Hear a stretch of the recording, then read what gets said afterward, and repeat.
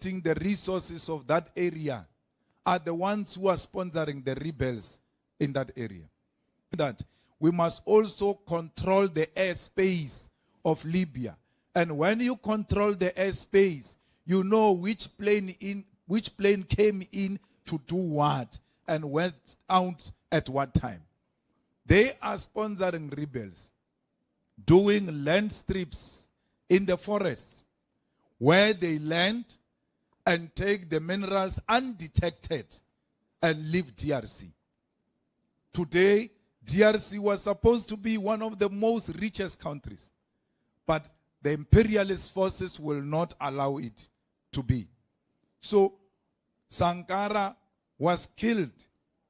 And when you think Sankara was killed by his friend, that one was just the one who pulled the trigger. But there are brains behind that man who pulled the trigger, who, by the way, was a friend of Sankara. Burkina Faso would have been one of the most beautiful countries in Africa had Sankara lived long. The man who said to his people, here is the land, you must produce for the government and produce for yourself. Sankara who loved education. Sankara who gave our people health care. Sankara who knew that there will never be total liberation of people if women are not liberated themselves. Sankara who knew that a political activist must be equipped with theory of politics, because a soldier with a gun without political theory is a potential criminal. That's why political education is always important. Sankara who said, I'm not going to be part of borrowing money from IMF and the World Bank. So these leaders, I'm singling some of them out because I want to demonstrate to you that those who seeked good for us did not stay long. If you come to South Africa, Chris Sani's crime was not because he killed anyone, was not because he was mobilizing anyone. Chris was just speaking his mind. Not because he went to mobilize the people of Alexandra, not because he went to mobilize the people of Eastern Cape against what the negotiations was talking about. He just said, this is not what we went into the bush for. If we are going to take it through a barrel of a pen and we don't fight, then you must know we'll never realize that which we went to the bush for. And they realized that this man cannot be persuaded, not even by money. And they did not waste time. They finished him off. Because when we were negotiating for our democracy and thinking it's a peaceful transition from resistance to democracy, we actually found our leaders negotiating deals instead of negotiating for democracy. You need to go and do a research and ask yourself, when did the Vodafone deal come into South Africa? Vodafone. There were no cell phones. Vodafone was not here. Vodafone was negotiating with the apartheid regime just before the negotiations for democracy started. When the negotiators realized that, amongst other things, these people are talking about a wireless phone which is coming to South Africa, they stopped the negotiations and went to Vodafone. Or you are talking to wrong people. We are going to take over after these people. Come this side, and even if you insist on that deal with those people, when we come in, we are going to cancel that deal. Go and check out who were the black people who were part of a deal of Vodafone, what you call Vodacom today. And you must ask, once you know their names, then go and check what was their role in the negotiations. Then you will have an answer why we are where we are. They didn't have to kill them.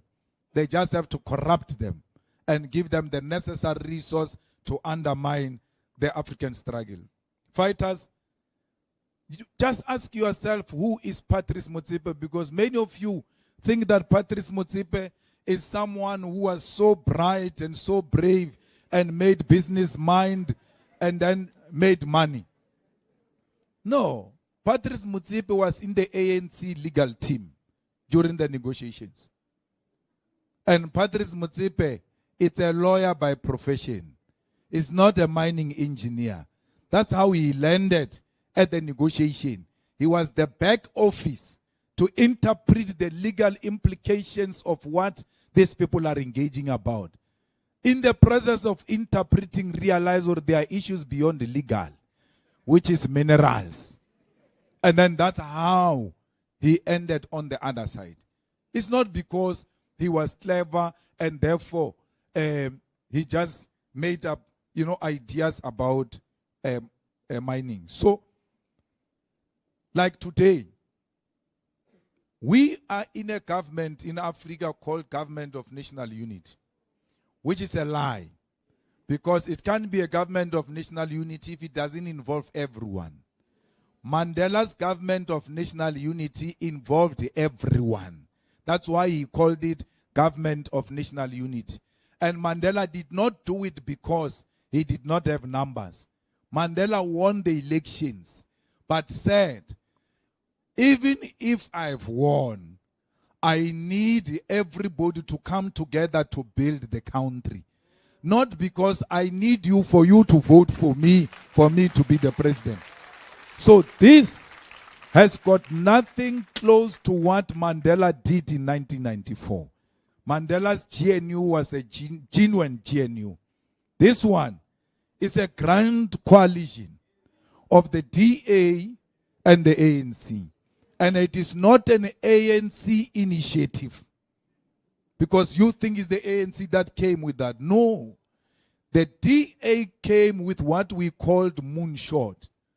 The moonshot was an attempt to get all parties that are sponsored by the Oppenheimers and everybody else to come together and get 50% plus and then isolate the ANC, EFF and everybody else who represent the African agenda.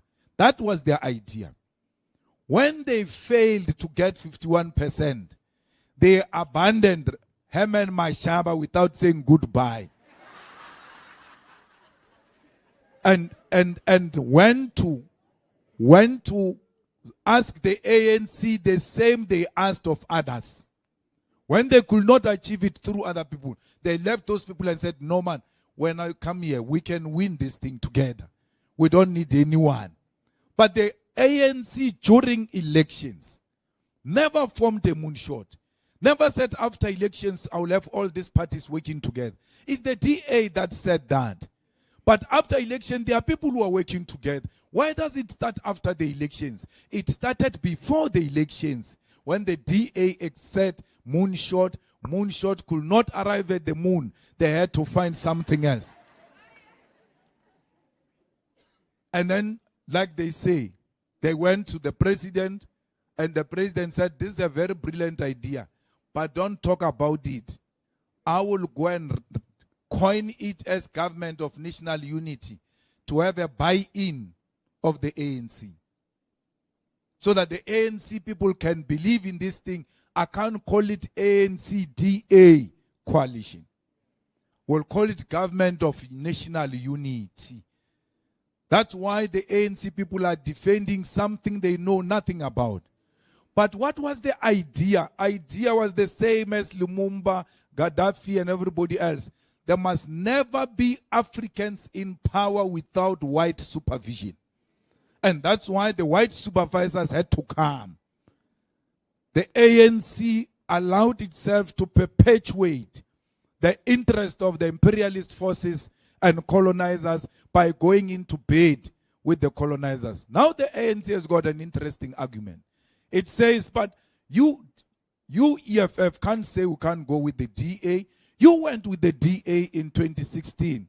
We say that's a problem of being led by illiterate people who can't define what is a coalition. A coalition is an agreement between the two parties or beyond who agree to work based on certain principles. There is no such an agreement with the EFF or DA or anyone anywhere. We have never gone into coalition with the DA. We voted with the DA to oust the ANC in the metros. Why? The ANC was becoming arrogant and more arrogant. And we said, we'll vote against you and you won't believe it. They thought we were joking and we did it.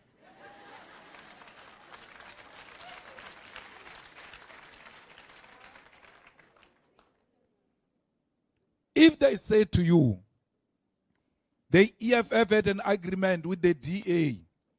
Now they are saying to us, who can't have an agreement with the DA. Just ask a simple question. Show us that signature of Mbalula and Helen Zille.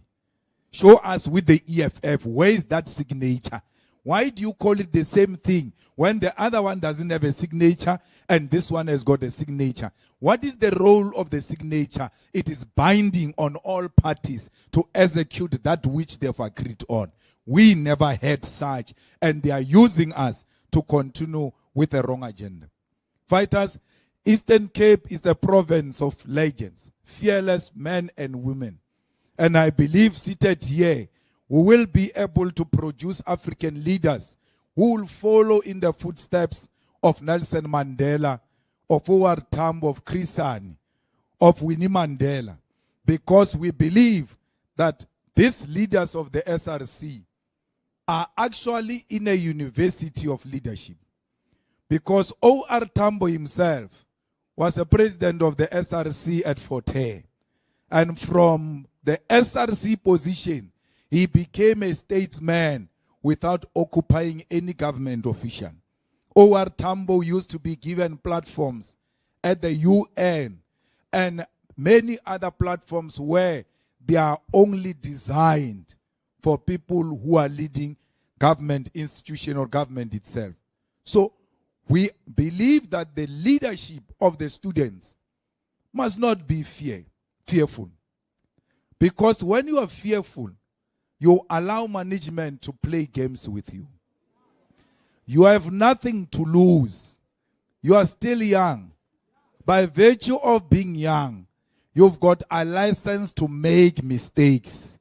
Your nature has given you permission to make mistakes and learn from those mistakes.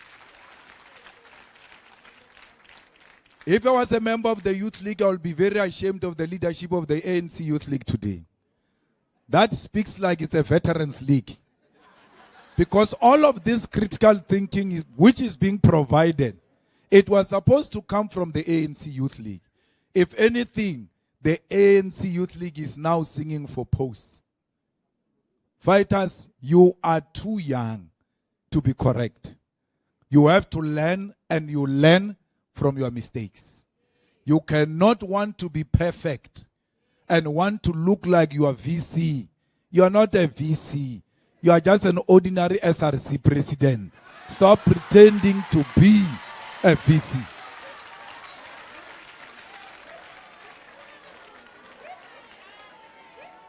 You need to lead by example. When you are a leader of the students, and this who must put in the SRC constitution, and this who must put in the student command constitution, that for you to lead or occupy a certain position, we must require the results, last term results, as to how did you perform. Because SRC and leadership should be given to people who are intelligent. Remember, we are now taking you out of your mainstream. You are not here to be SRC. You are here to learn. Imagine if we give you something else and you are struggling like Malema, you won't cope with this side. One of the two is going to fail. So only the intelligent ones will have the capacity to multitask. They will be able to do academic work. They will be able to do SRC work. SRC must never be a platform for non-thinkers and for people who want to access the resources of the university in the name of the students when they don't genuinely represent the students.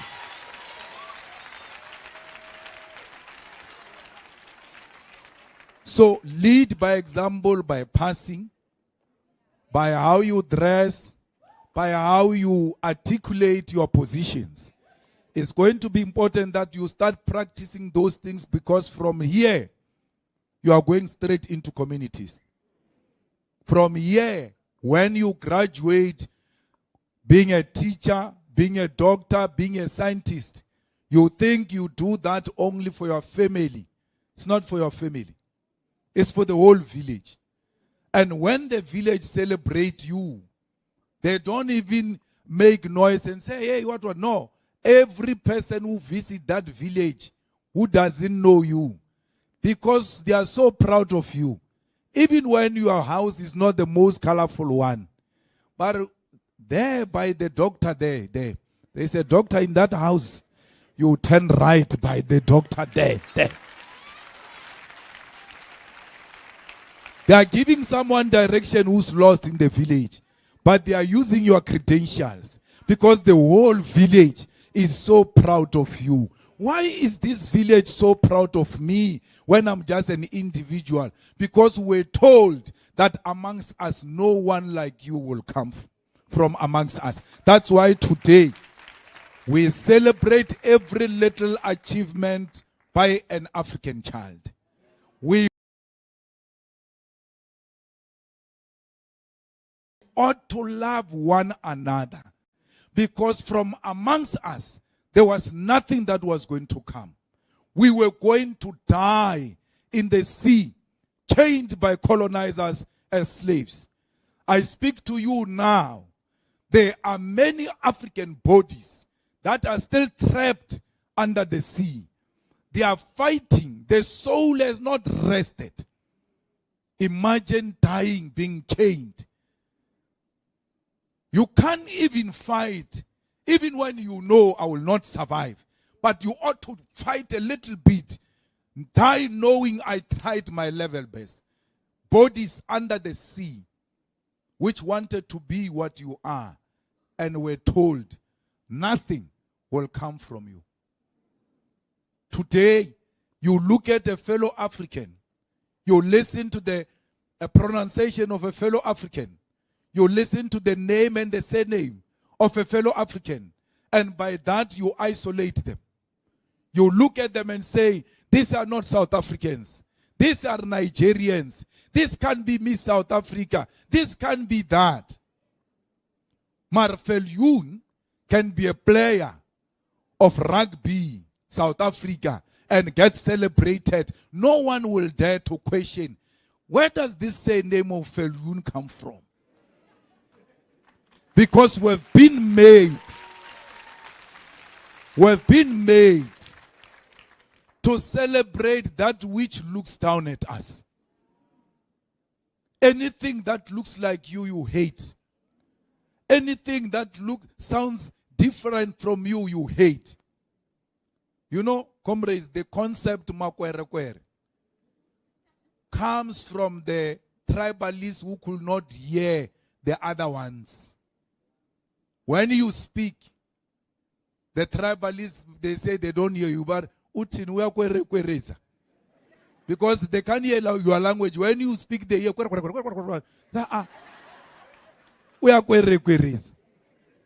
So you can't use that. You can't use that to want to rule out individuals. Comrades, we are hated everywhere else in the world. Everywhere else where black people are found. It doesn't matter their accent. They can speak the best English, they want to speak best accent. As long as the color of their skin looks like mine, they will be isolated. You get isolated to a point where even when you go to China, a young person who has never been exposed to a black person, when they see you, they start trying to clean you. But it looks like you are dirty.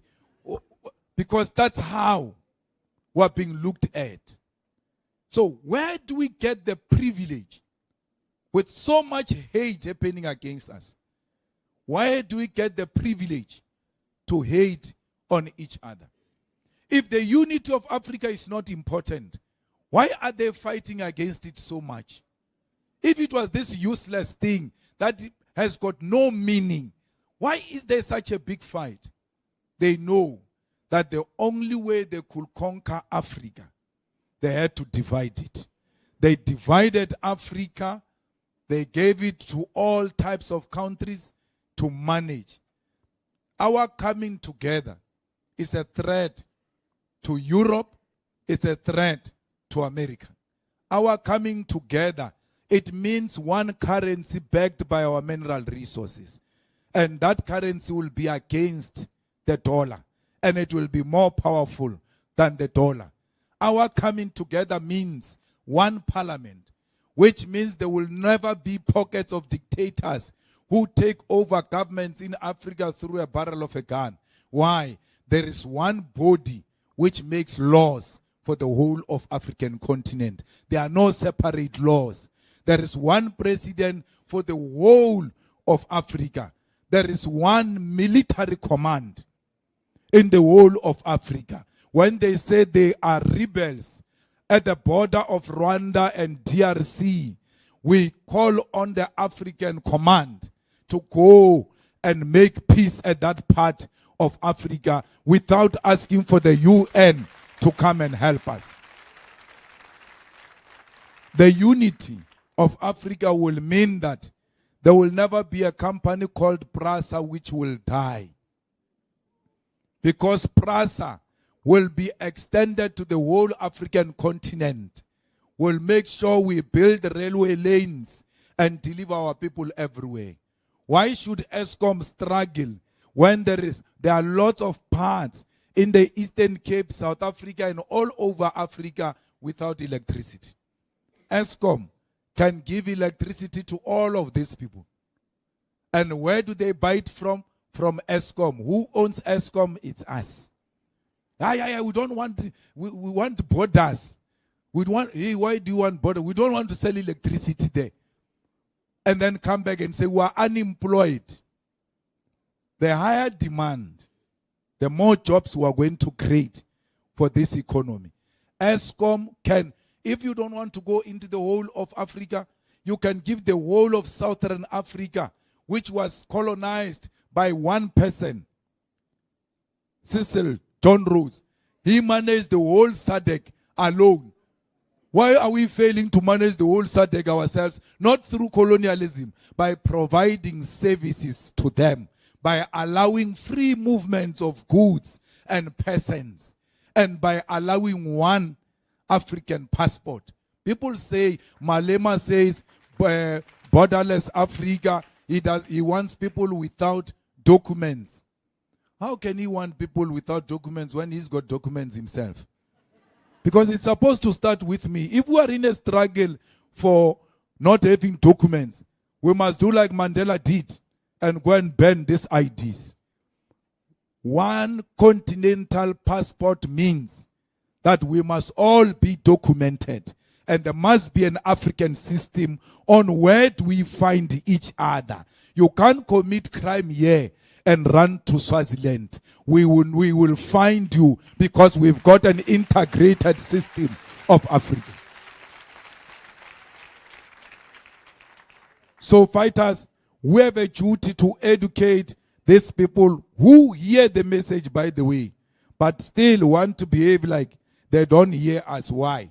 Because the division of our continent benefit the imperialist forces. So we want to say to our comrades here, please, let's continue to advocate for the unity of Africans and for academic excellence. We must not be inspired by criminals and want to steal masters like the Premier of Eastern Cape stole a master's in Porthole University. We don't want academic dishonesty. You must go to school and don't be like these people who are leading us now. You are going to go to jail when you are old. You must ask, Nosifiwe Mapisa Ngakula. When you think crime pays, you are going to be arrested when you are powerless and old. So quick, you can be rich now. But long term, all of that will be reversed within a day. So let's work hard because we want to command the economy of South Africa with skilled people. We want to nationalize the banks. We want to nationalize the mines. We want to run strategic industries in the economy with skilled African people. We don't need white supervisors. We need skilled Africans for us to run a successful economy. We need you to go and revive Denel, which used to be one of the most strategic companies owned by South Africa. Today, it has collapsed because of corruption. We must fight crime. Everywhere else, crime raises its ugly head, must be dealt with. Mkhwanazi, the commissioner of police in KZN, that is the man for the job. Criminals do not hear theory. That's why they ran away from school. So they hear the other methods, which is what Mkhwanazi is applying. So let's make sure that we fight crime and we fight GBV. Because we cannot be a society that is known for beating up women. We cannot be a society known for beating up children. We cannot be a society that is known for being a capital of rape in the whole of the world. Fighters, this university has to be safe. A girl child must walk here at any time without feeling threatened. We need to invest in the security of this campus.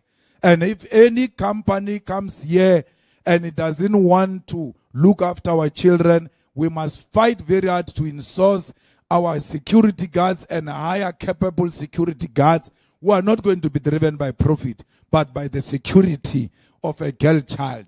When we say a girl child must be safe, then you know automatically a boy child is safe. Because it is only the girl child who's under threat as we speak now. Fighters, we are happy that this corrupt ANC government has listened to us and cut that middleman of NSFAS is now going to pay directly the money into the universities. That is not enough. We want NSFAS not to exist anymore. Money must come straight here. And then money must come straight to your pocket. If you are a beneficiary, you ought to receive the money in your pocket.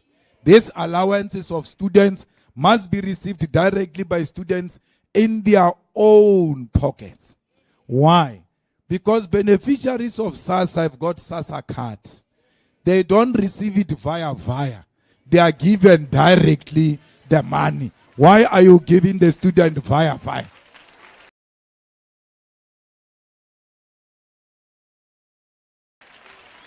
Fighters, we also want you to make sure that in this university, president of the SRC, where the students stay, there is free Wi-Fi. Not only in the lecture room, not only in the assembly points of students.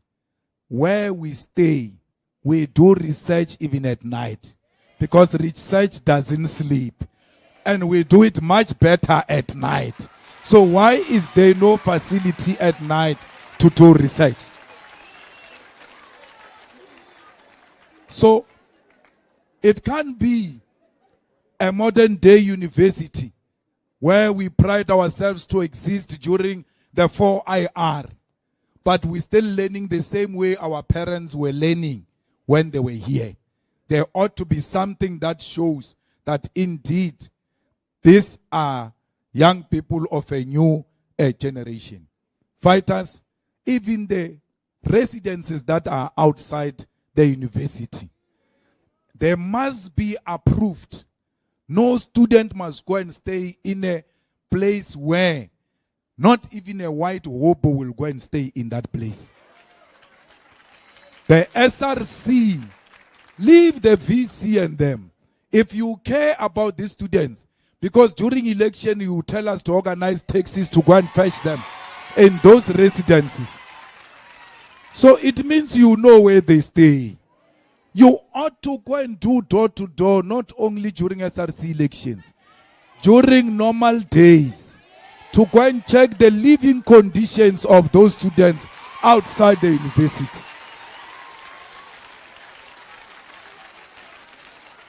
Outside the university, inside the university, the living conditions of our students must be like those of white children. Anything that white child can accept, we refuse it twice. We must not accept that. Fighters, this place, Makanda, is so corrupt. It's waiting for you. This place is known for Porthole. There is even a place named Porthole in honor of potholes. So, if you want to know, if you want to see a statue of potholes, you have to come here. So you must know that the problems of society are your problems. Because you are members of society before you become members of the student community. You have to stand up and join the struggles of our communities to restore Grahamstown to its former glory. The ANC, everywhere else it goes, it messes up everything. We didn't say they must build a road. At least you found this road. Can you just maintain it and leave it the way it is? They don't do that. They dig holes on it. So we, the students and the young people who are intelligent, who are graduates, we are a threat to mediocrity. We are a threat to the corrupt. We are a threat to non-thinkers. That's why they will never do good to you, because they know more educated people produced, it's more threat to the ANC. The ANC loves them illiterate. The ANC loves them ignorant. That's why they will not give you free education. An educated mind is an educated vote. That's why this VD belongs to the EFF. Why? The EFF is the only organization that makes sense. For you to appeal to students, you must make sense. Just ask yourself, what is the sense of the ANC? Like, what is the rationale behind? Even themselves, they will not tell you what is the sense behind them. They will tell you, we fought for you. That is the sense. We liberated you. Even the young ones from the Youth League, currently, we fought for you. Hey, you are a child when I fought for you. Fought for you. So, comrades, let's make sure that here we protect all these candidates of the student command, and let's make sure that we always rally behind what makes sense. The EFF is the only thing happening in South Africa now that makes sense. Thank you very much.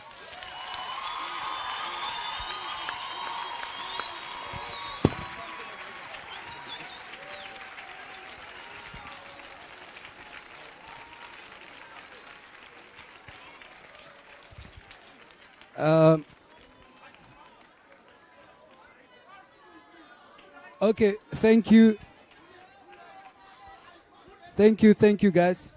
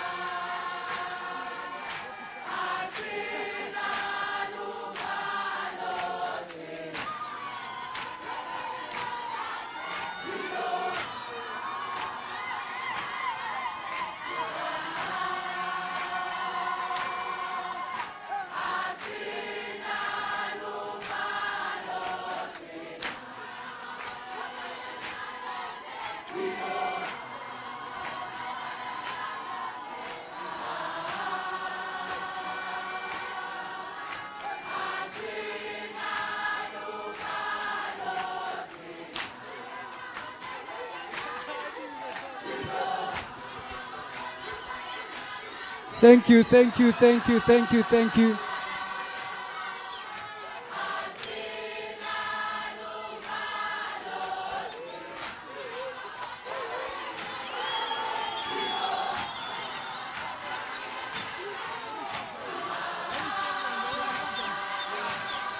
Thank you, thank you, thank you, guys. Thank you, thank you, thank you, thank you. Ave atatazela, ave atatazela, asena lovalote, oya vavona vese tatazela, oya vavona ve balega. Abaya tatazela, asenalo, chu, chu, chu, chu. Oya mbonu Rhodes tatazela, ayuya tatazela, abaya tataze, asenalo valote. Oya mbona oya tatazela. Rhodes uyatatazela,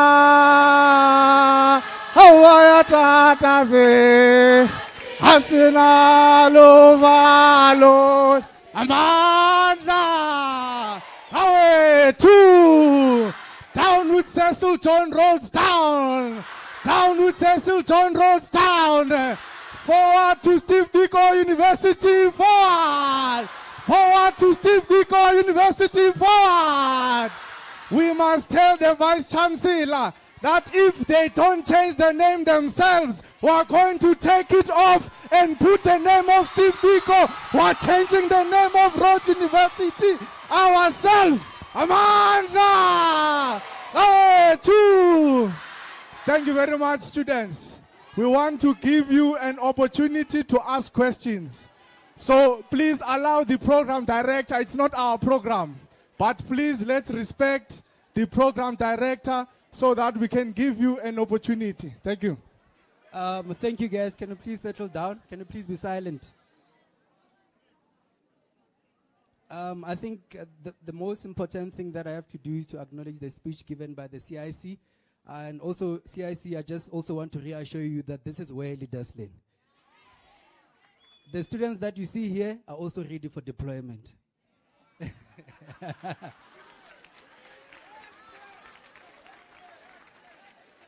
So if you want leaders in the EFF, capable leaders, this is where leaders learn.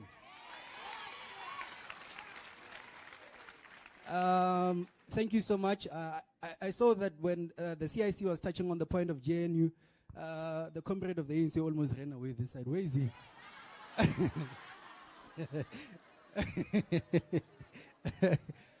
Thank you so much. Also, I saw when the CIC was speaking on the issue of borders, Mr. Ofe was happy that is safe. Thank you so much. On the point of us moving away from the West, this is a point that was also made by Mr. Baloyi. So clearly there's a need for us as the youth to move away from the West. The only way we can achieve good governance and security in Africa is if we move away from the West. But we should not sit back. The same way we are singing Asinalu Valu. Even when it comes to elections, we should go out like this, SRC elections, and these numbers, and go and vote. Because we should not sit back, but lead and mobilize these numbers.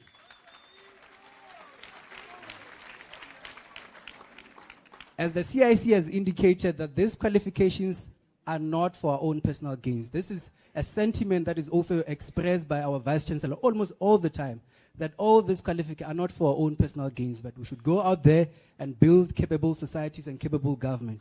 So please always know that this is for all of us, even the people that did not have the opportunity to be admitted at an institution like this. On the issue of a master's degree, guys, for those of us who are in that space, we know that it's very difficult. So I don't blame the premier of...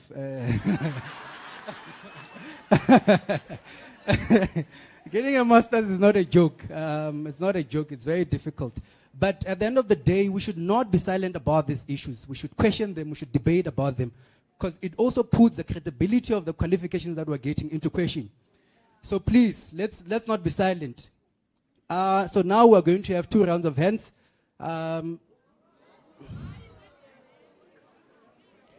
I will take the first 3 questions.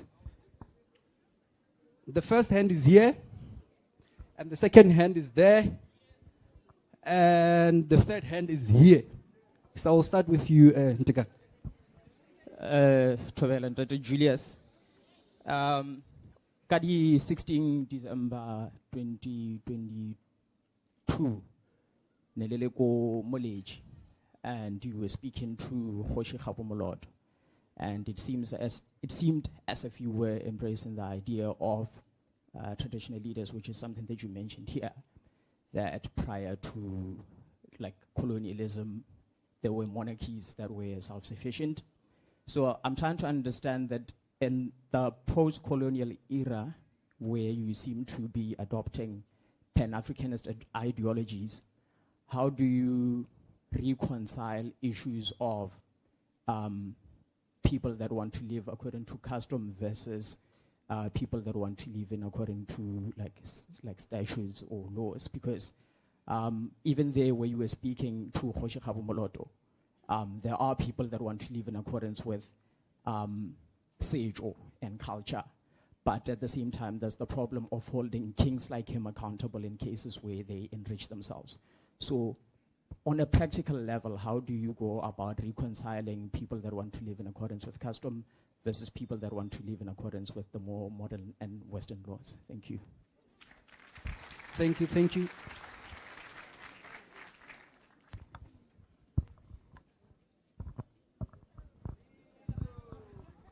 Thank you. Thank you to the CIC. Your address was, very informative about, the Pan-African spirit. I think it also touched on the SRC and how, we should be available to the student body, not just during elections, but throughout, our term of office. So my question pertains to representation in good governance on the African continent. So now you touched on one of my favorite African scholars, Thomas Sankara. And Thomas Sankara has a quote that goes, women hold up the other half of the sky, and true revolution or true emancipation from the West is found in women's liberation as well, right? Yes. So now my question is about representation of African women in African governance structures, and I think I've seen it, not even out there in textbooks or anything, but even in my own life, as the only woman who's running for SRC president.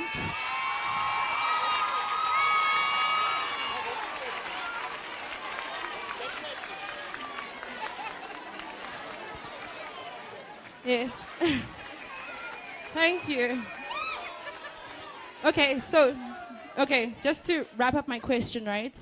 How do we get involvement and representation of women in these formal governance structures, and not just for the sake of representation? So in the Rwandan case where, we have 50% of women that hold up the position of parliamentarians, but when you actually see, the work that they do on the ground, their voices are silenced even within the parliament setting. So how do we ensure that when women do take up leadership positions, that we do respect, their roles as leaders, and how do we involve women, not even in formal governance structures, but day to day in terms of leadership? Thank you.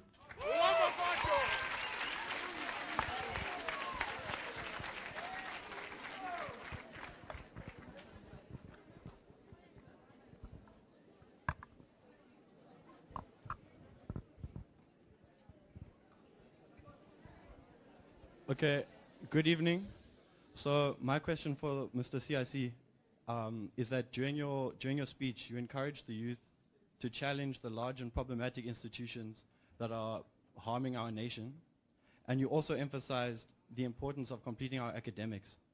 So my question for you is, what advice do you have for those students when the academic institutions they're involved in threaten them from being unable to complete their studies in order for them to stand up for their communities? What is your advice to those students?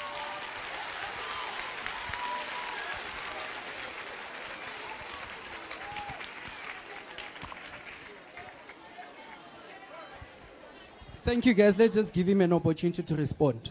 CIC. Thank you very much. I think the traditional leadership constitutes the core of who we are.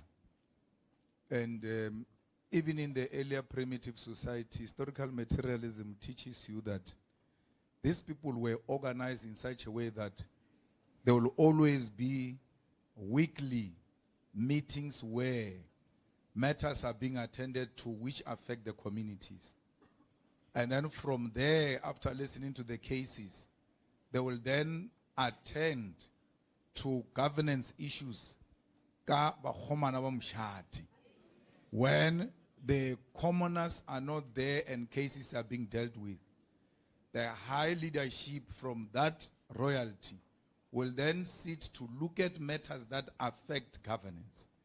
And where the king or the queen misbehaves, they were able to hold them accountable. One of the things that, we sometimes over-exaggerate the power of the kings to an extent that we think they are untouchable. But how can an untouchable person be told who is going to marry? You just wake up one morning, but no, Nyala Musadi was Chaba. And then that's the woman who's going to give birth to a person who's going to succeed you. And that time you are the most powerful, feared person. And community has got no control over you. But they bring someone that you have never imagined in your life. Well, that's it. It's like in a situation where the king dies and there are no children to succeed the king. They go and marry a woman who must come and give birth to the king. And this woman must also come from the royal family. But the problem is that for her to make a child, she will have to sleep with one of those guys. When you look at them as a woman, yes, this one is disfigured, this one does not have teeth, you are trying to penal beat them, but the structure is such that you don't have a choice. You ought to listen to the collective wisdom of the royalty. So there's always been mechanisms from amongst ourselves, including these things of land.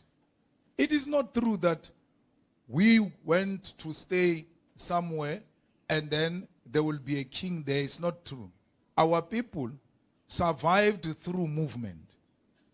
Our people have never been in one place. And that's why I don't agree with this thing that people are foreigners and all of that. If you want to follow your family tree, you are likely to find yourself in DRC. So, our people were always moving. And they were moving seasonally. So when they move, they always made sure the land they occupy, that land is good for grazing. That land has got water. Because these people survived through three things. They survived through hunting. They survived through gathering. Gathering means when it is season for mabilo, we put together the guava, we gram guava and put the guavas together. We always gather things to know that the dry season is going to come. Then the third one was fishing. That's why they wanted the water. So fishing is not that thing that we are being denied to do in the Western Cape, which looks sophisticated in the big sea and all of that. No. There used to be fish in every river. That's why we needed water for fishing. But we needed water for animals as well. So that our animals, because we're also moving with these animals. If I have cattle, I move with it. So we used to call it hunter-gatherer fisher. So hunting, gathering, fishing. When we arrive there, if there is a king or a chief who has already occupied that territory, there will be signs, and will always report our presence. And our reporting of the presence does not dictate that the chief or the king has got a right to give us a permission.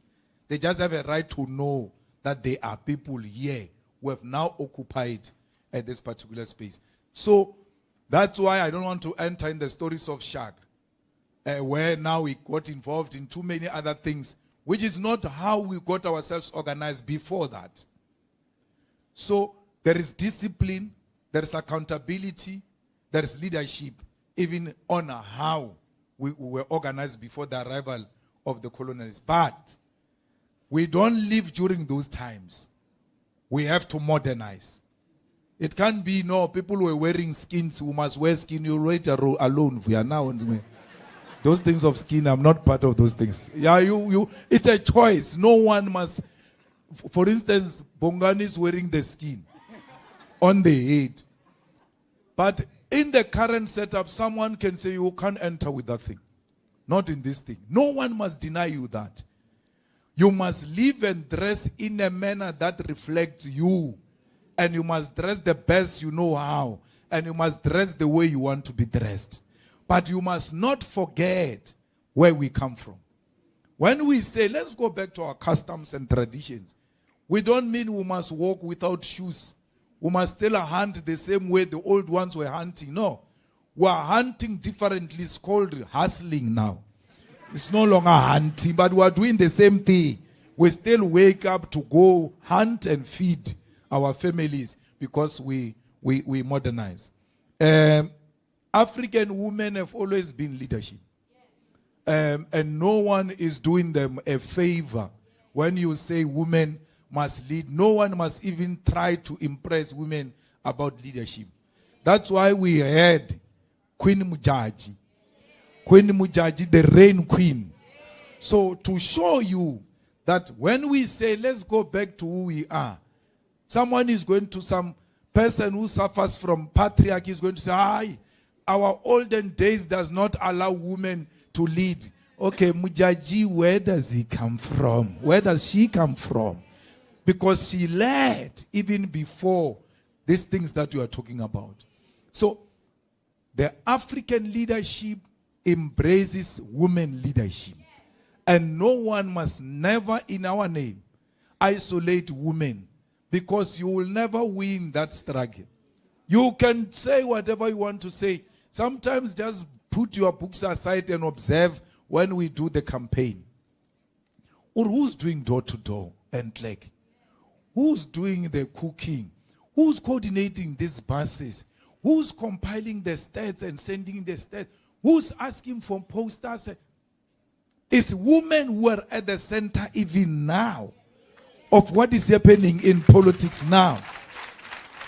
You may want to undermine their role and look down at them, but you know that that which is being sold by women is the most attractive thing. You want the revolution to succeed, you must allow women to lead it. Imagine me and Bongani, we come. Vuyani, Sitle, Sam Matthias, in a kumbi like this.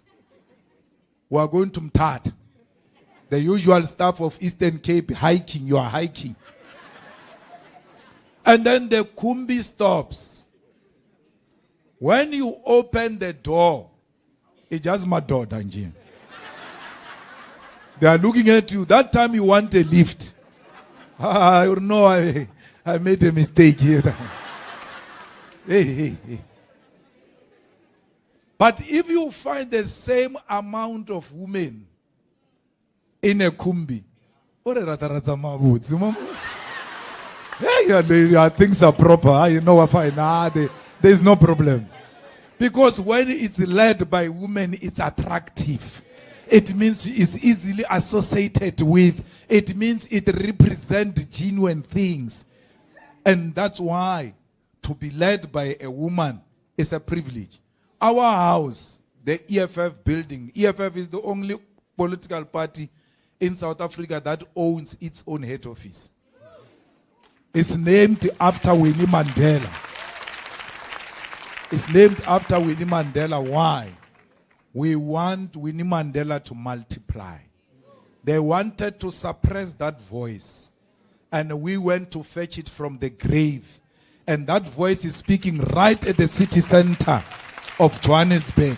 Whether they like it or not, that woman's voice still speaks because they never wanted to hear that voice. We're still forcing that voice on them because they thought during her death, they've defeated her. But we're demonstrating in action that you will never defeat what Winnie Mandela stood for. Fighters, when you get excluded academically because you are a political activist, you must not be scared. That is an honor. You must wear with pride. Let me teach you. You think that all of these political activists were given roses when they were leading in the universities. They were not given roses.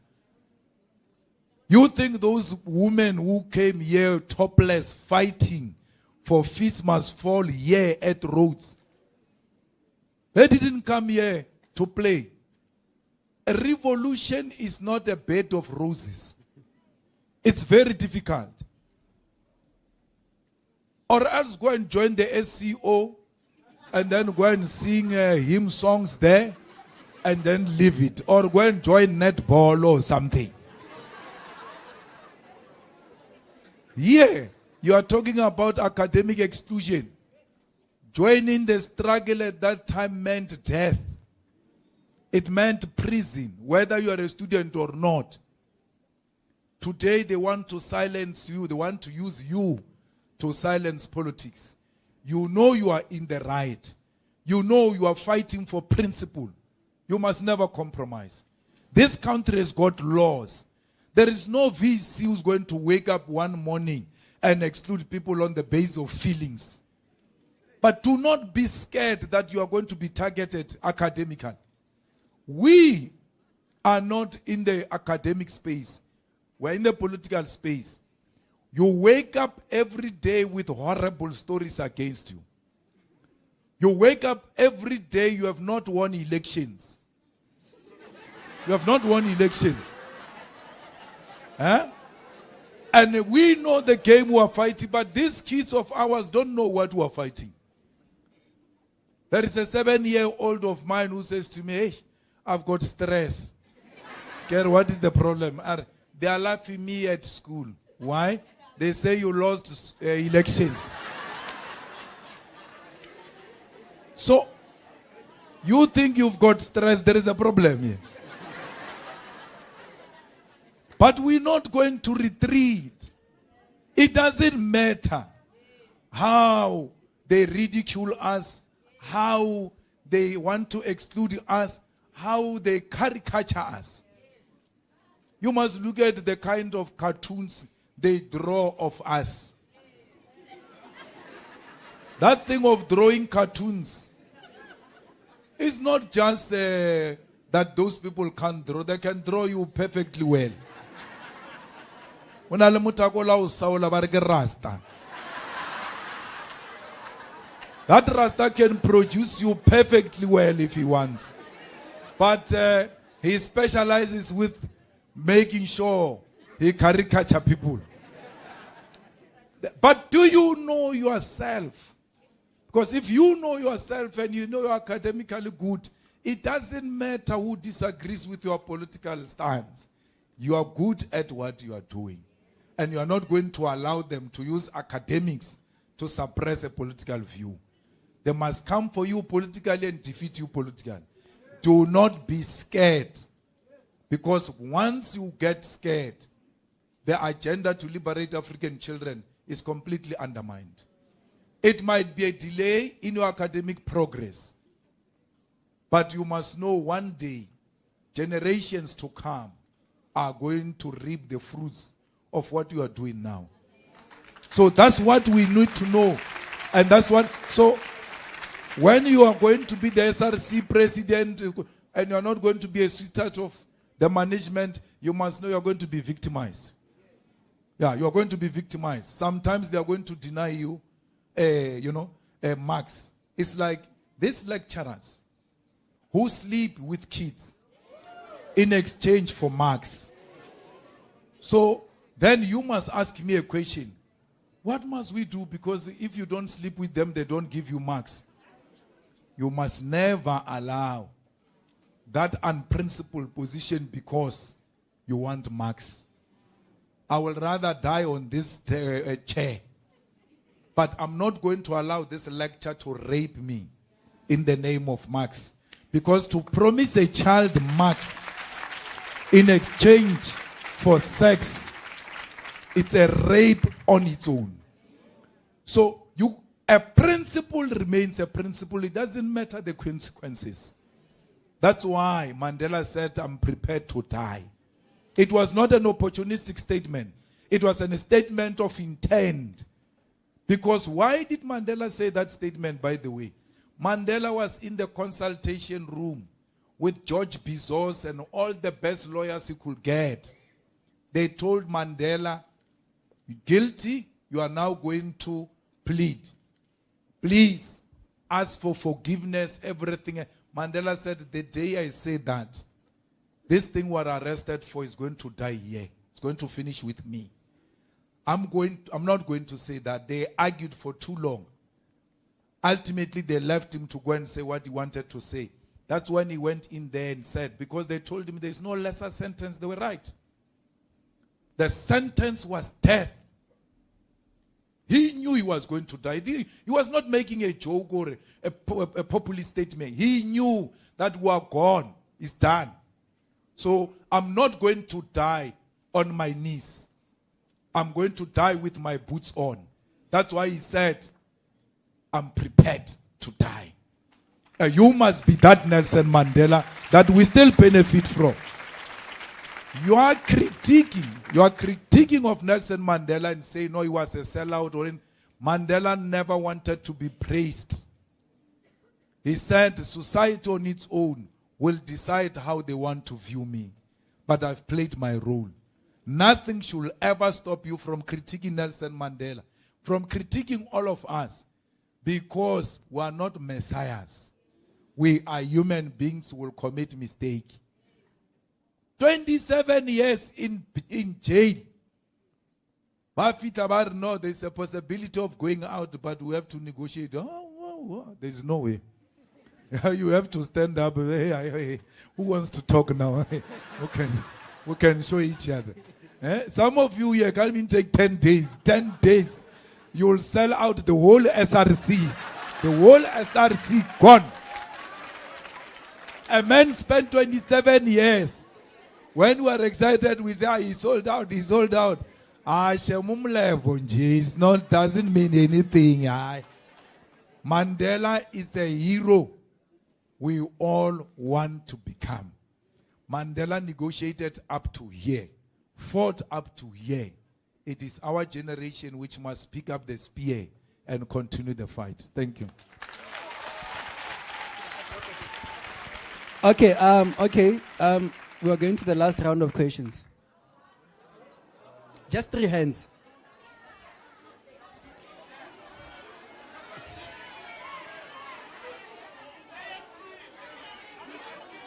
One here.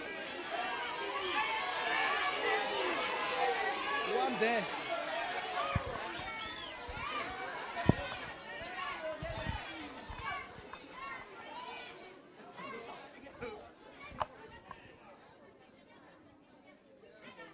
Thank you.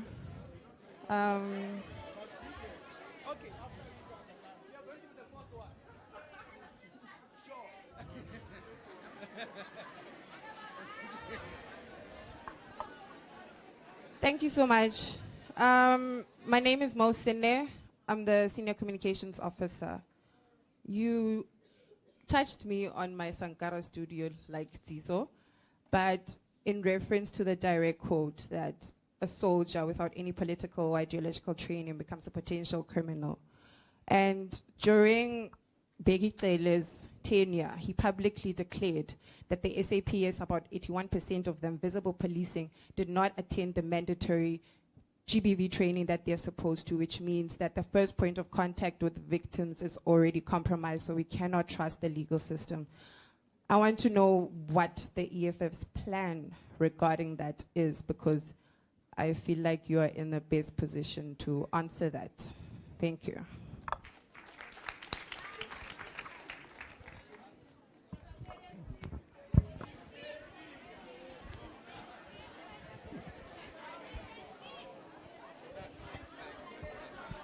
Economic freedom in our lifetime. Economic freedom in our lifetime. Thanks, Chair. That's a generational mission, CIC. You must educate fighters on this matter. That essentially we are fighting for economic freedom in our lifetime.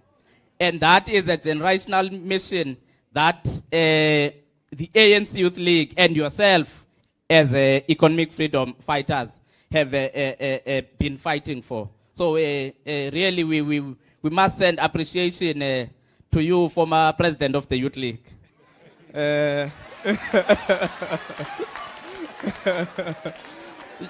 You left us a blueprint as a principal leader of the National Democratic Revolution. But nonetheless, Comrade President, I wanted to touch on the matter of GNU, Government of National Unity. It's self-explanatory, President. On this matter of GNU, and we know that the leadership of the African National Congress had embarked on inviting comrades, parties across the political spectrum to say, let us constitute a national government. Of course, the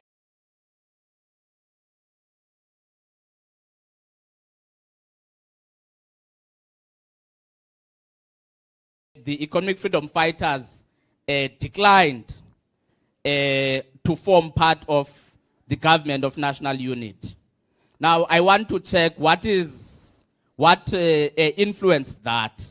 Is it a strategic retreat from yourself to say we would rather be opposition because we are more effective in opposition, etc.? Just the thinking politically on that matter. Let me try again the economic freedom to see if fighters have caught it. Economic freedom! They don't have it. Thanks.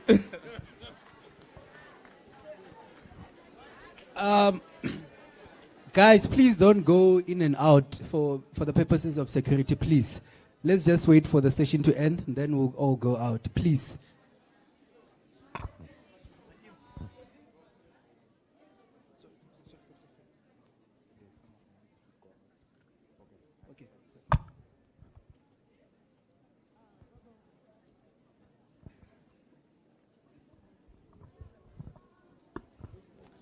Thank you, Chair, for the opportunity to ask. My question is kind of simple.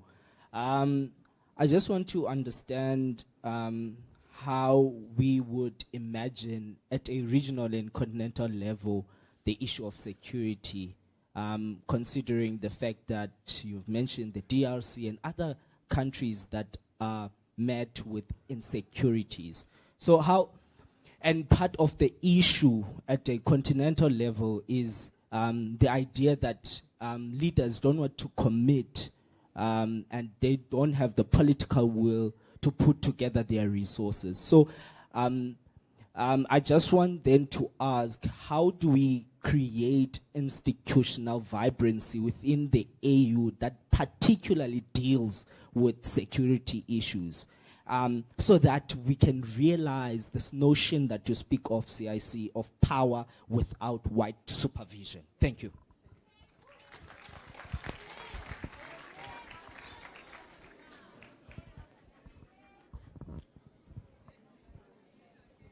Firstly, I would like to say sorry, but thank you so much for the opportunity. Thanks. My question is related to Africa and China relations, right? Mr. Malema, what in your view does the strategic relationship that Cyril Ramaphosa speaks about mean for security and good governance in Africa, especially with Africa losing many graduates to, specifically South Africa losing many graduates to China? There have been many scholars that have called it a new form of colonialism and a scramble of Africa of sorts. What, in your view, does this mean for security and governance again in Africa? Second,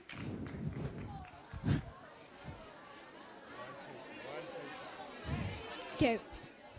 My second question is, what in your view should we be doing more of in Congo, and what would you critique about what we've been doing already? And then also, continue, go on. I promise this is the last time. And then the last question by Teki Butise is about, you spoke about NSFAS, right? With regards to NSFAS, already when you say we're going to get money into our pockets, already with that, it already creates problems with us having to pay res and all of that, and res is still fundamentally expensive. So even though we have a NSFAS issue, our fundamental issue is how expensive university is. So...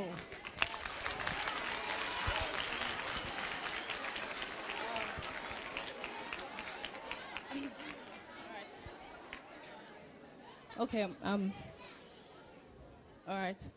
Good evening. I would like to formally greet you, Mr. Malema, and express how extremely excited I am to meet you. My name is Rimbo Meamwa. I am from Rugare, Harare, Zimbabwe. I am from a country in South Africa that is ruled with civil rights violations. And I think in order for us to actually deal with that issue, we have to deal with the civil rights violations that are ongoing continent-wide. And I would like to come forward and ask you a few questions. I have 2 questions, and the first question is a 2-part question. How can African countries effectively address terrorism and violent extremism, such as Rwanda and Congo? And the second part of that question would be, can we then state that liberalism is not a viable system for the continent of Africa, as institutions such as African Union are not taking steps to help with countries such as Congo and Rwanda, but we take efforts to help international countries such as Israel. My second question would be relating to how Africa can be seen as a continent that is made up of countries that can be referred to as a post-conflict countries. My question is then, how can African countries strengthen their institutions and promote accountability to promote good governance after a history of such violence and imperialism? Thank you.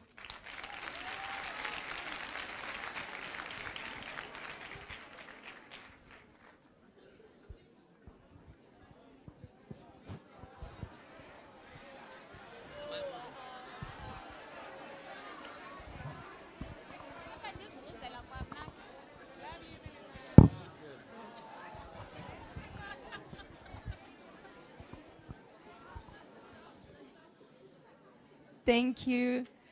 Thank you for the recognition, Chair. Hi, sir. I'm just coming to you. Okay, this is it's a much shorter question. I'm coming to you as someone who identifies as a white female leader in a black-led environment, and I was just wondering if you could clarify the whole sort of, what did I say? The sort of like the supervision. Is there no space for white people to work with black people as equals instead of black people feeling like they're supervised just because we are white? Because I feel like there is so much room for people to be equal in the space of leadership.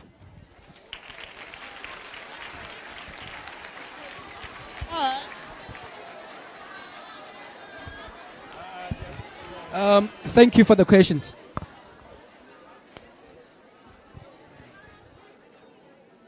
Thank you very much. I think the first thing will be to say that we need to really take serious the issue of gender-based violence. And one of the things that we need to accept is that we exist in a patriarchal society where men are educated in a particular way. And therefore, we must engage in a process of learning to unlearn how certain things are done. And the same goes to all institutions. It's not only police. It also goes to the presiding officers in the courts, where a magistrate or a law practitioner or any other person asking questions that makes it very impossible for a victim to express themselves in a manner that they will be able to build up a case. Because the courts and police stations are built with the intimidating image. So when you enter a court building, even when you have not done anything, you're not a witness, you're not anything, by just entering, you're so scared, or you, this thing looks different. So they must know that even before you open your mouth, you are very scared. And make it so possible for you to relax, to feel at home, to feel comfortable, to feel protected, such that you are able to express yourself and tell the court or the policeman, whoever is taking the matters into consideration, your side of the story. So we need to transform all of that. And if Begitele says police have not gone when they were supposed to go, once you say it's a compulsory training, it means everybody must go, and if you don't go, it's punishable. And the force exists through discipline. You cannot be a police officer in the absence of discipline. Cannot be a soldier without being a disciplined soldier. So once you are told the orders are clear, you have to attend. So it's a very important parliamentary question which ought to be followed up. If there was such a compulsory instruction, and why were those police not forced to attend, and those who did not attend, what kind of actions were taken against them? Because we have a system where everybody must be held accountable. We refuse to go to the GNU because we can't go into a GNU with DA and Freedom Front Plus. W. Lewis, who killed Chrisani, was the best friend of the current leader of the Freedom Front Plus, who's a Minister of Correctional Service. Grunewald, till today, there is no proper explanation as to why Chris was killed. Just that he was unruly and all of that, and then they killed him. But we know the system doesn't work like that.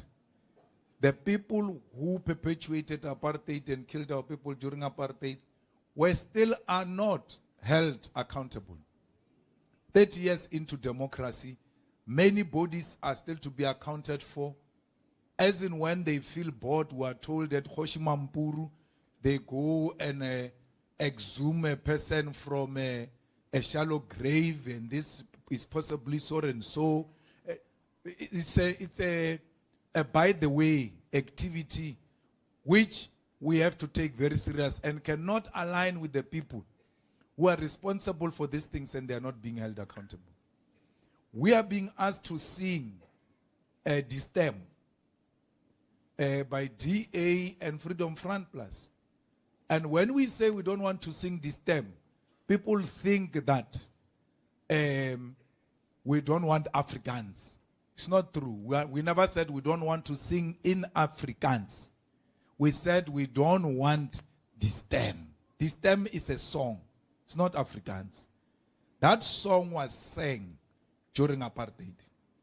In Flag Plus, when they were torturing our people, not even in the cells, they created shacks in Flag Plus where they torture you without being processed by any law enforcement. Then decide to create a bride outside the shack. Drink beer, clip drift and coke. Under torture, you hear the smell of bride. As you are still being tortured by that, you know them. When they get drunk, that's what they do all the time. They sing this stem. You are half duoed in that shack. People are singing this stem.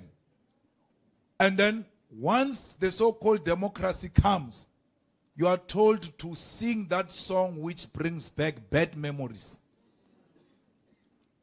Why are the Jewish people not being told to sing the song that Hitler was singing? Just try it one day, you won't live for 2 days. Take a platform and say, those Jewish people are going to sing the Hitler song from now onwards. It will never happen. We sing the song that was sang when Solomon Matlangu was being hanged. and they say apartheid flag is offensive, it must not be shown all over, it belongs to the museum. But you cannot separate apartheid flag from apartheid national anthem. What is the purpose of the song? The purpose of the song is to salute the flag. That song was introduced to salute the apartheid flag. So the two go together. But no. You are being racist. You are being unreasonable. You must accept this.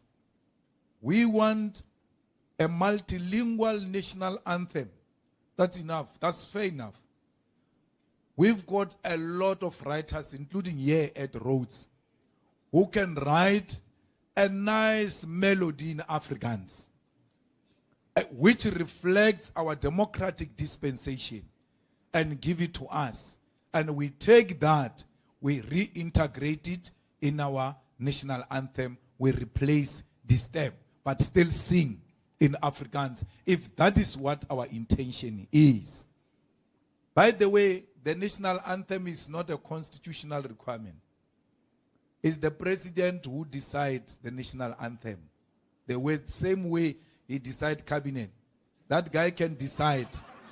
That guy can decide what is the national anthem tomorrow. But obviously, in a democratic South Africa, we want to subject that to some consultations, blah, blah, blah. But the national anthem is the responsibility of the president. It's not a big issue.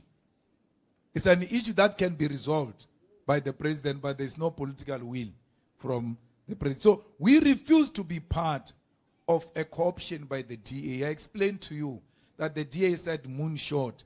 When the moonshot failed, it went to mobilize the ANC, but the agenda is still the same, to achieve the objective of the moonshot. Ourselves, Mkhonto Wesizwe, ANC, combined, were 75% of the votes. We can change this constitution. Helen Zille says, we took a conscious decision that there will never be ANC, EFF, Mkhonto Wesizwe alliance. It will never happen. Why?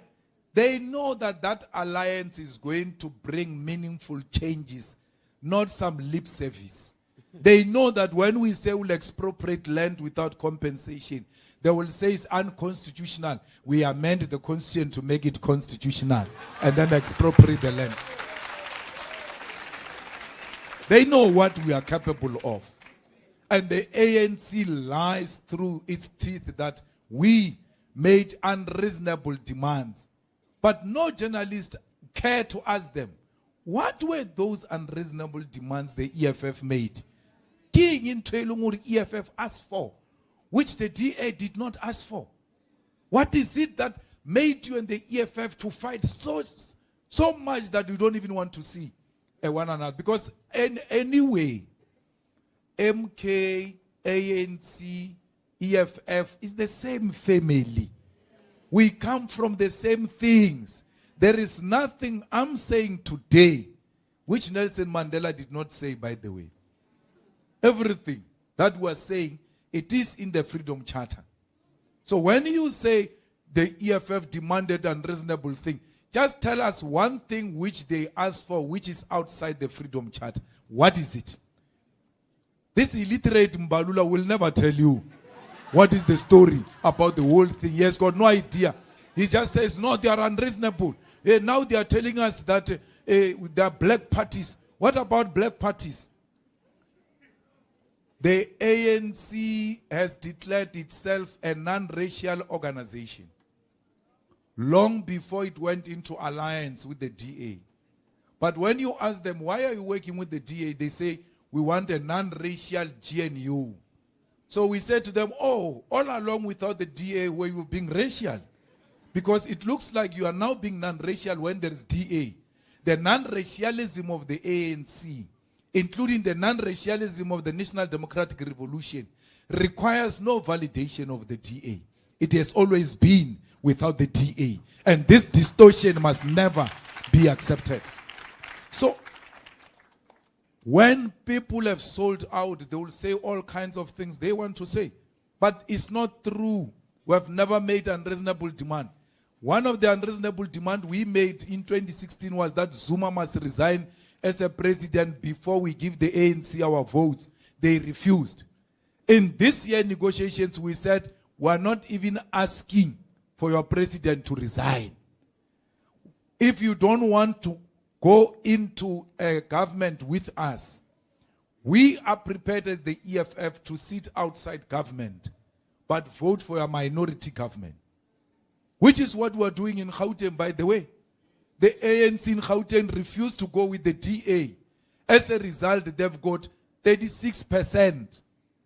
From time to time, for them to pass anything, they come to the EFF and MK and say, these are the issues we negotiate, we vote for them. The ANC said no to DA. They passed their budget. What stopped Ramaphosa? The ANC in Gauteng does that with 36%. Ramaphosa has got 40%. What stops him from constituting a minority government? Wes, Mapantiti are prepared to give him their percentage. Olomisa is prepared to give him a percentage. PAC is prepared. So it's even beyond 40%. With all those as convicts, criminals, that's how disparate they are. They even go and take criminals into government. Now the criminals are embarrassing them because they don't know anything about governance. So Cyril can govern this country, doesn't need the DA, he doesn't need the Freedom Front Plus. But because he is sold out, he can never go on without those people. We don't want NSFAS. That's why we fight for free, decolonized education. So when we say to you, NSFAS, this NSFAS, we're talking about contemporary interventions that are being made. But that's not us. Our manifesto is very clear. Education must be free, irrespective of your background, whether white or black, whether rich or poor. We have nothing to do with your family background. Here at Rhodes, as to who your mother is, it's none of their business. As to who your father is, it's none of their business. All they need to know is whether you've got the brain to be in this university. And the only method to use is to get the result, metric result. Look at that and say, hey, you come here. Not go and do affidavit that your mother is not waiting for you to come here. Affidavit for what? You don't know your own kids, but you are the ones who are releasing metric results every year. You've got a list of these kids. That's why you even give them to the newspapers. Why can't you give them, all of them, to the university? When she arrives, she presents a result, they punch her ID. She's in the system already. All over South Africa, we must have one centralized registration. So that we are not told, hi, this is University of Pretoria, it's for white Afrikaners, and without pronouncing it, they don't say it. But by their actions, you can see that these ones want to perpetuate whiteness. And we ought to take those powers away and then centralize the registration and make you to write there your preference. If the space is still available and you qualify, let's take you to where you want to go. These universities do not belong to provinces or anyone else. They are national assets. They belong to South Africa. That's why you can find all kinds of people. There is no longer, even in Transkei, during Transkei time, you'll still find a person from outside Transkei in the university. These are national assets. So why are they not being managed centrally and distribute the kids to all the universities and TVET colleges they want to learn at, free of charge? No one must pay. And you know, rich people, they boost their ego by donating. Yeah, that's why they always want to be taking cameras, videos, donating. You know the rich are still going to donate. If there is a child in this university who comes from a rich family, I can tell you without fail, their parents are going to come here saying they are donating to the university. The rich will always find a way to make a contribution. But let education not be sold like fat cakes. There must be a difference between fat cakes and education. Education is not a commodity, it's a right, which is right in the Constitution of the Republic of South Africa. You know, Zimbabweans have got themselves to blame. They can go anywhere and say what they want to say. They are part of us, they are part of Africa. But the problem of Zimbabwe can only be solved by the people of Zimbabwe. We can only give them support and solidarity support. But the Zimbabwean youth must stand up. This thing of just being scared of old men who can't even walk, and you are scared of them instead of engaging in a rebellion against those people. The civil rights movement is being suppressed in Zimbabwe. But equally, the votes are being stolen daylight.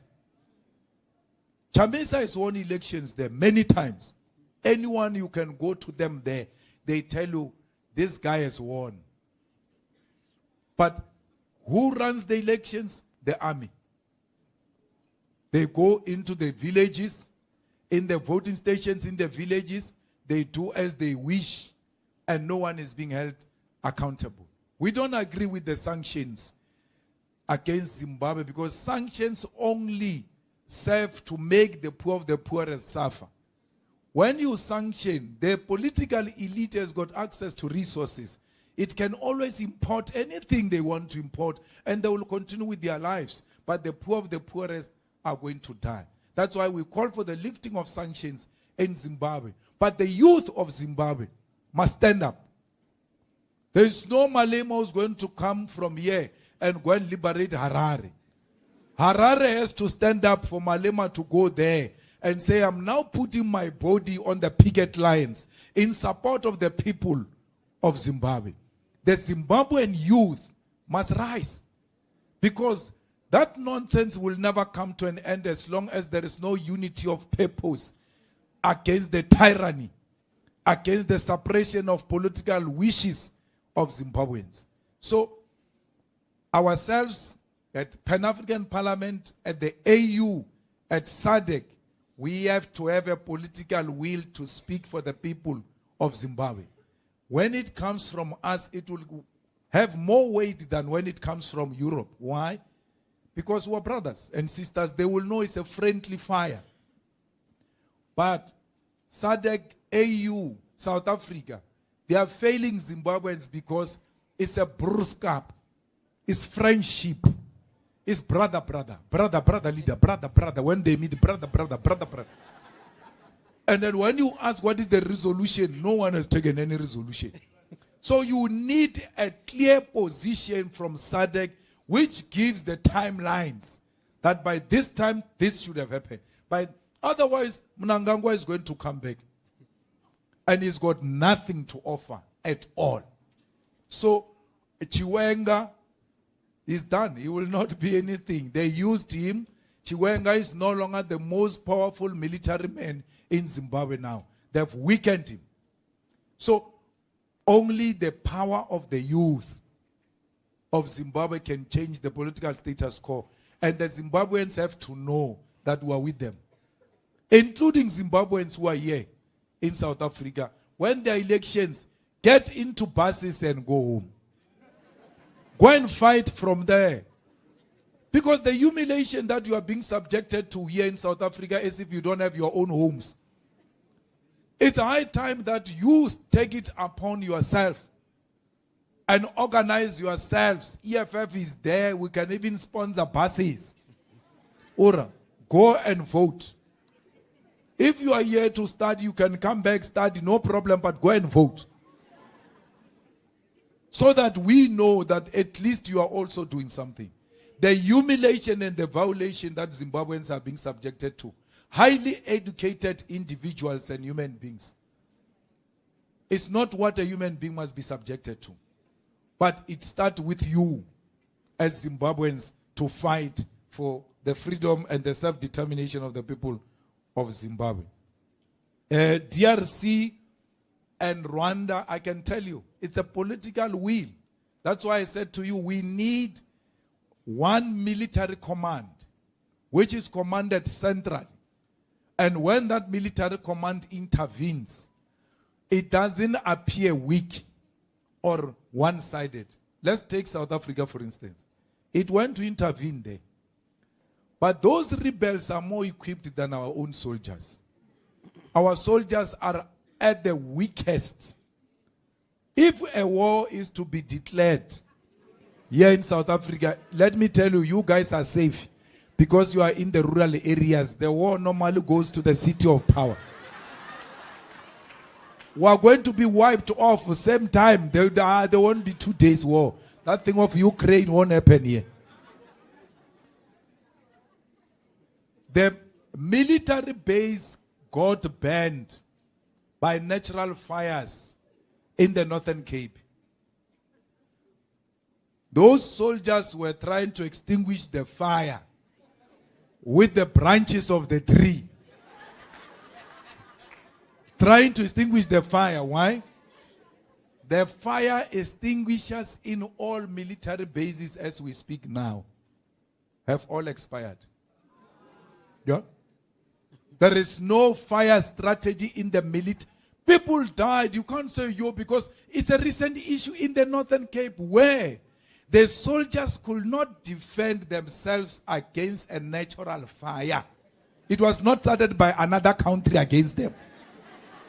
Imagine if it was started by another country. They couldn't. They couldn't. In DRC, if I'm not wrong, there are 2 helicopters which have been grounded in our military base, not because they are not working. There are no pilots. They can't fly. That's why they are hit like useless. The way we are so useless, we get hit at our base.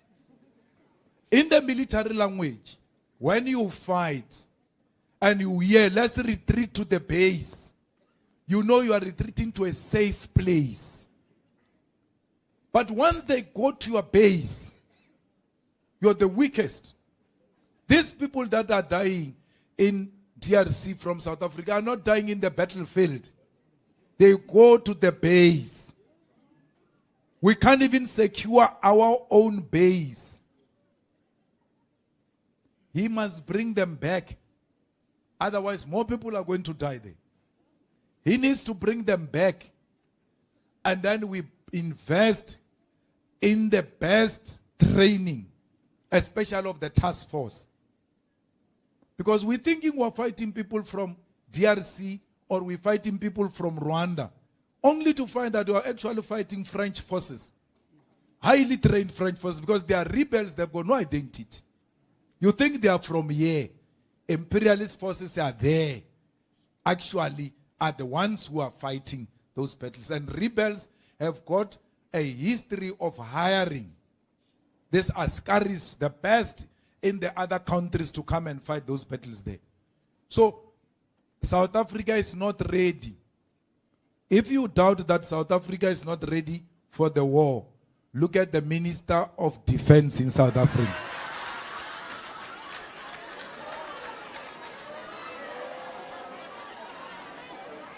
Fighters. So, let me tell you, when you say men are trash, when you say men are trash, I'm so unaffected. I don't even care. I don't hear that. I mean, we're not talking about me. You are talking about trash men. When you say men rape, you're not talking about me. You're talking about rapists. When you say whites are racist, why are you touched in your studio if you are not a racist? Because we are not talking about you.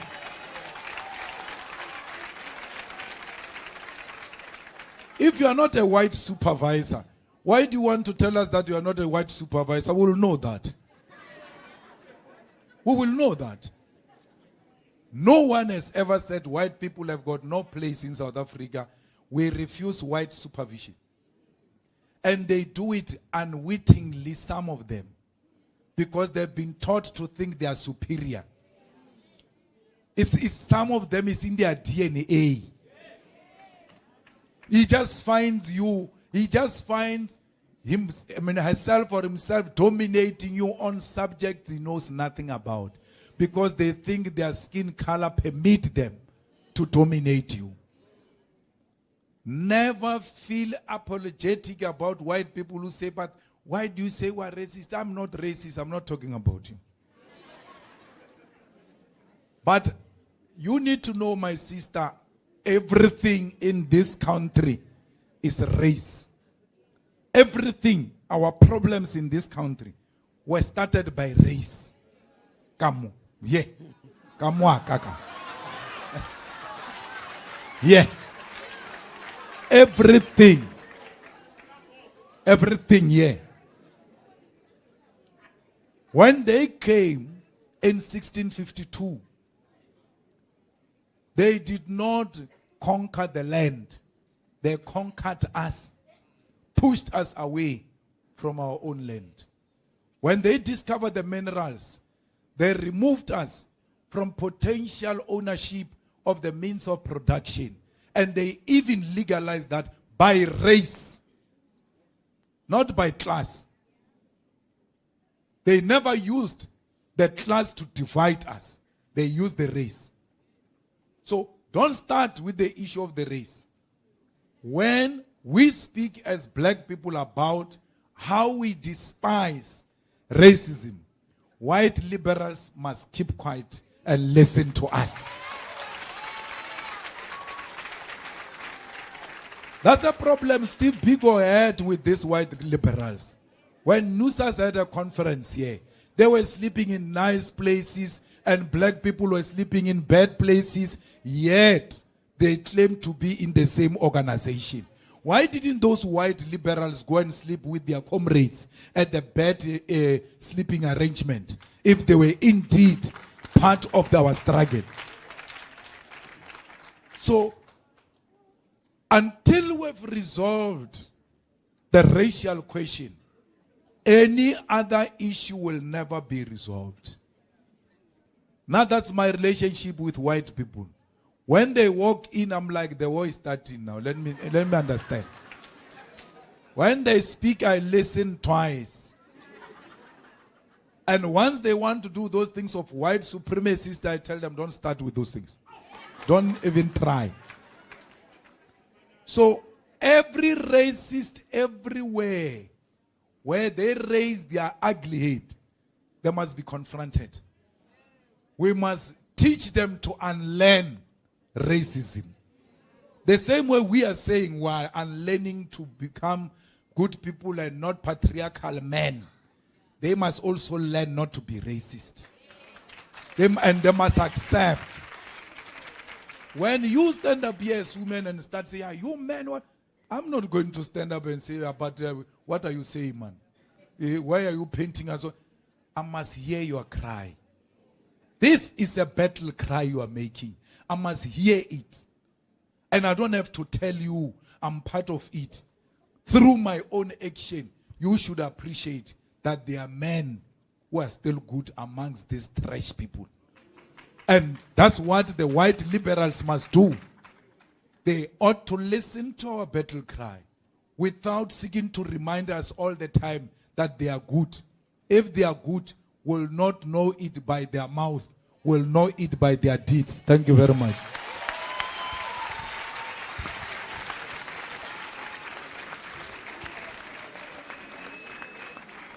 Okay, thank you so much, Kenza Shnene. Now I'm going to call upon the former Vice President of the SRC, Paul Kopedi, to come and give the vote of thanks. Inkom.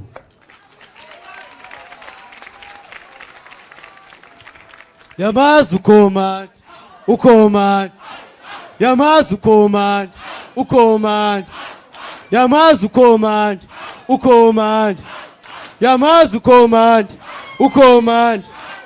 Rathi phezulu. Awu nahlala phansi indaba.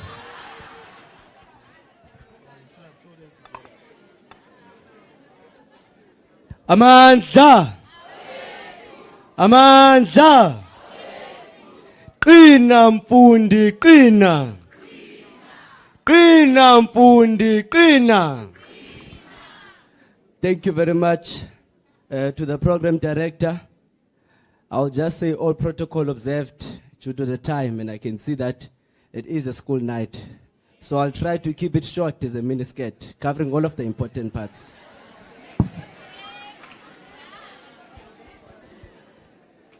The CIC spoke about issues that I think are very much prominent within our student body, in particular, Rhodes University.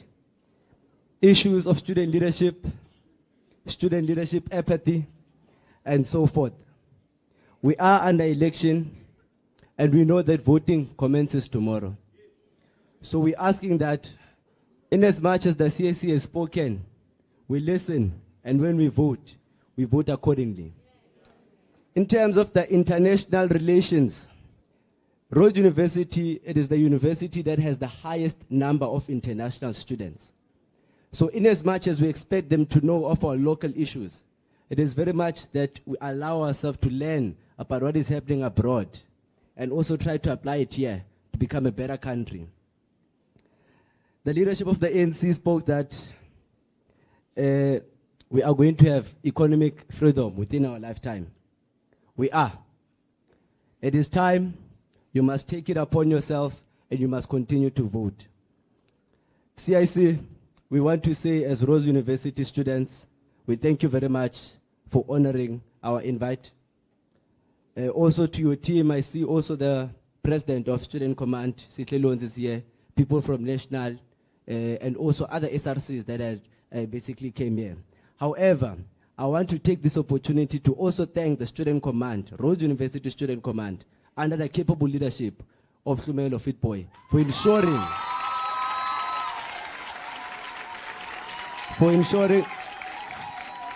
Amanda, for ensuring that Ward 12 is won. Fighters, comrades, students, I thank you very much.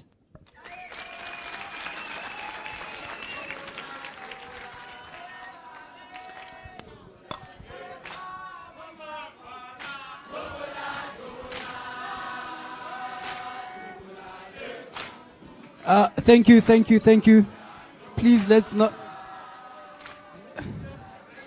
Thank you. Please don't open the doors as of yet. Let's wait for the CIC to also go out first. Thank you.